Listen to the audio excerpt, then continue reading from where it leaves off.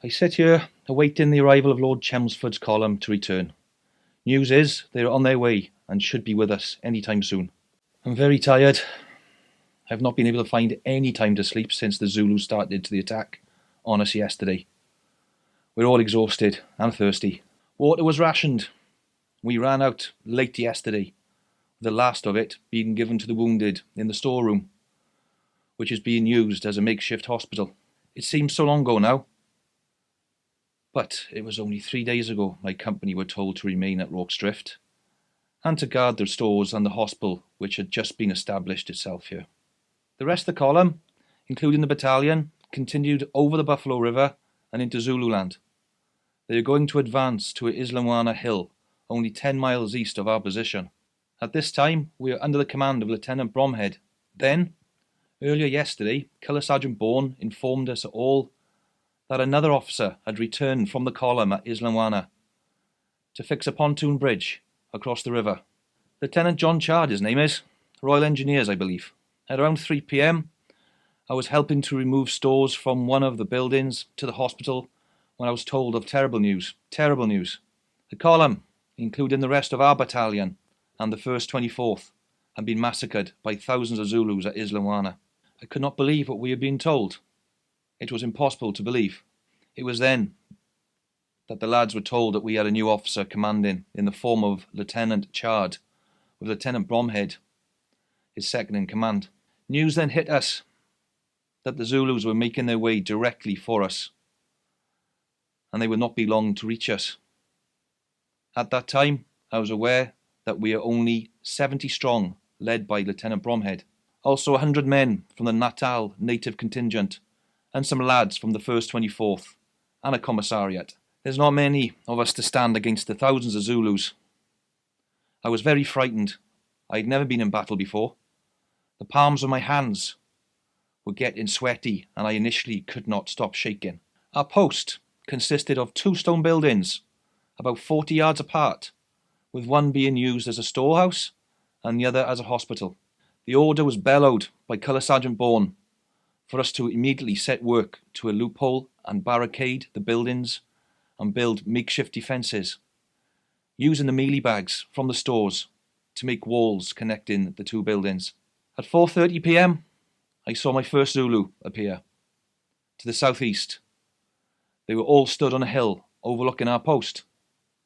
What a sight! I was scared, but in awe at the same time. The Zulu were all chanting, which echoed around the valley. It was this point I noticed that when the Zulu appeared, the Natal native contingent, they bolted. They just ran. There was nothing we could do to stop them. I held on to one of them to stop him jumping over the mealie bags, but he just wriggled so much he got away. This left about 140 of us in total, whom 36 were patients in the hospital itself. On completing the barricade, the order came to stand to. I was stood near the hospital. I held my Martini Henry and I placed a round in the chamber ready. The first Zulu party looked to be headed by a chief on a white horse. They halted for a moment and then advanced towards us at the run. It appeared they were expecting to surprise us. At 500 yards, we opened fire with telling effect. The smoke from the fire was thick around us, and the sound of gunfire was deafening. Numbers dropped in front of us, but the Zulu pressed on towards us. Taking full advantage of the broken ground, they then appeared to establish themselves in the garden and some uncleared bush near the buildings. Suddenly, we came under fire ourselves. The shots were coming from a ridge behind us. They must have got them from the lads at Islamwana. They maintained heavy, but fortunately for us, inaccurate fire. "Keep your heads down," was the shout that echoed around the post. Then we were rushed again by the Zulu.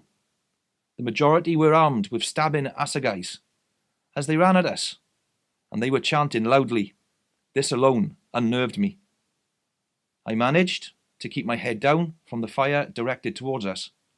The order was again given. "Fire!"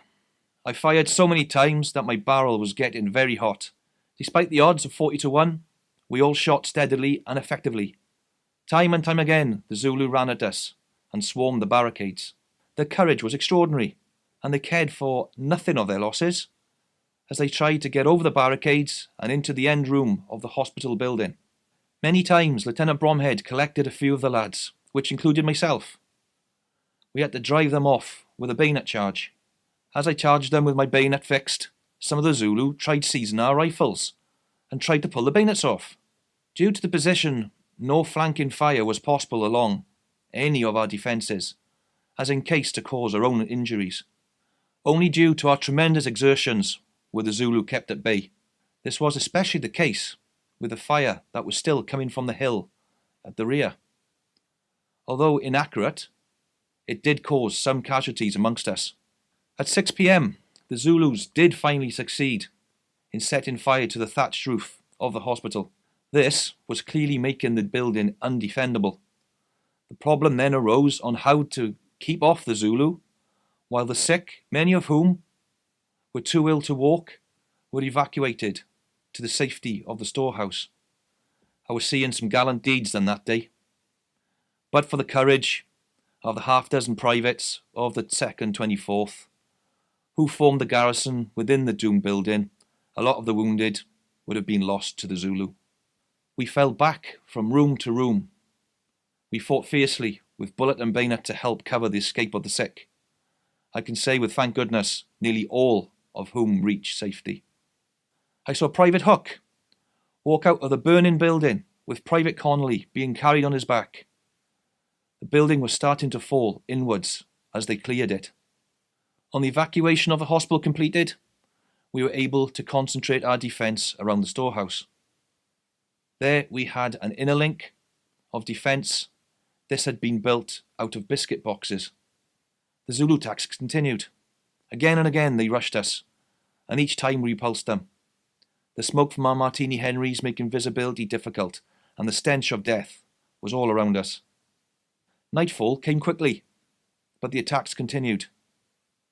We were helped very much by the light coming from the burning hospital. As the night wore on, the Zulu attacks appeared to lose their sting, with only the odd attack being fought back. As dawn broke, the attack stopped. The Zulu appeared to have left. I could see the bodies of hundreds of dead Zulu in and around the barricades, with many more on the broken ground outside. It's been a few hours now, and no sign of the Zulu. Some of the lads who had been sent out have just returned, confirming they've gone. I can't believe it. It's now 8 a.m, and information has been spread around the post. Lord Chelmsford's column are appearing over the hill. Just been told I need to now go and line up on parade for roll call.